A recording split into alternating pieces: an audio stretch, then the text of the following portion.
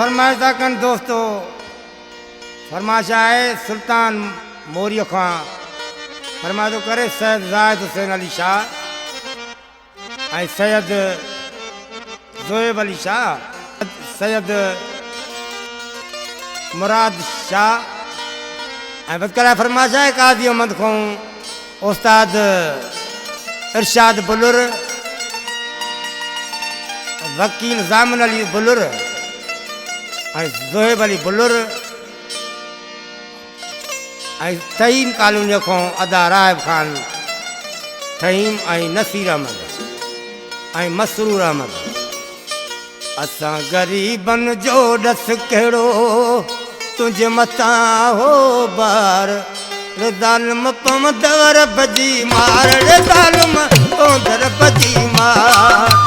कहिड़ा विझी तावीज़ कयो तो दिलबर मूं खां था, मन पवंदव रब जी मार, रे ज़ालिम पवंदव रब जी मार।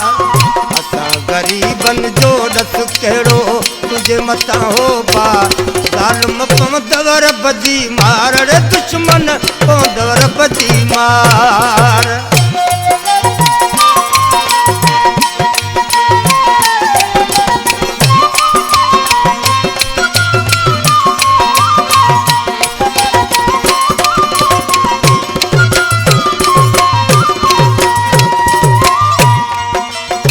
तोखे ताकत कान हुई खुद पंहिंजा दुश्मन थी पिया, जन ते खून जिगर जो पीतो तेई मुंह खां मटेरा।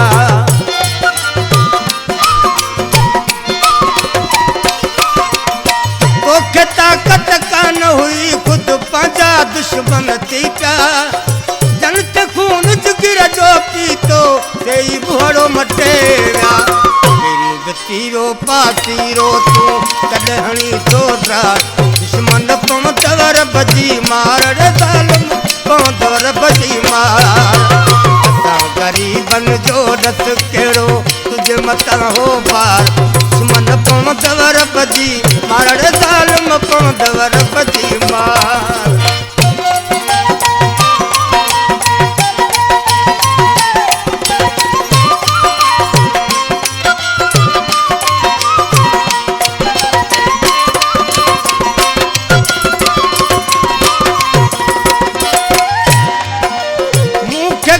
बर्बाद भला ॾस तोखे हथ जा आयो, कंदो ख़ुदा तू पाण बुरलंदे जीअं थई मूंखे रुलायो।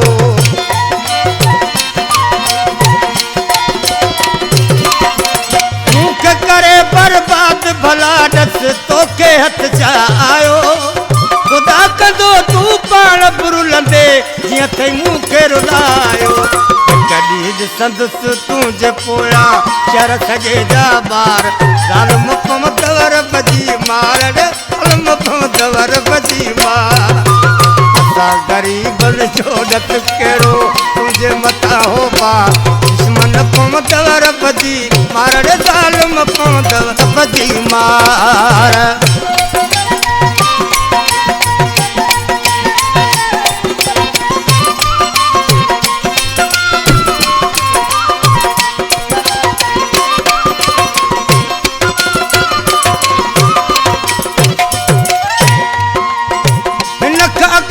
मोहम्मद खान के अखर बि कोन थे आयो, कलम खुली ता भटी जा बस किस्मत कलम खड़ायो।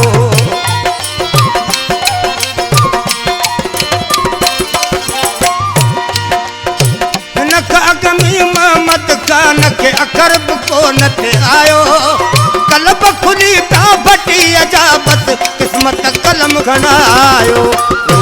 जाइण जे लाइ लिखिया शेर मूं आहिनि चार, दुश्मन पवंदव रब जी मार, रे ज़ालिम पवंदव रब जी मार। असां ग़रीबनि जो ॾस कहिड़ो तुंहिंजे मथां हो बार, दुश्मन पवंदव रब जी मार, रे ज़ालिम पवंदव रब जी मार। कहिड़ा विझी तावीज़ कयो तो दिलबर मूं खां धार, दुश्मन पवंदव रब जी मार, रे ज़ालिम